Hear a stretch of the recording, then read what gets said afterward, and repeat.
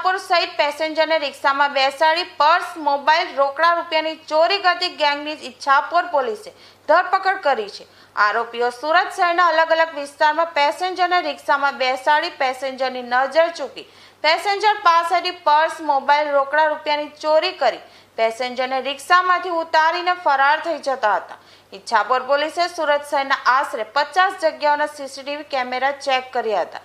Technical અને human સોર્સિસથી મળેલ બાતમીના આધારે પોલીસે આરોપીઓ બિલાલ મુસ્તાક પટેલ, જાવીદ ઉર્ફે મિથુન રશીદ શેખ, ફારૂક ઉર્ફે બલ્લુ લુકમાન સૈયદ આરોપીને શહેરના ભેસ્તાન આવાસ તથા રામદેર ખાતેથી કોર્ડન કરી પકડી પાડ્યા હતા। આરોપીઓ પાસેથી પોલીસે ₹60,000ની કિંમતની ઓટો રિક્ષા, રોકડ ₹20,000 મળી કુલ્લે 80,000નો મુદ્દામાલ કબજે કરી વધુ તપાસ હાથ ધરી છે।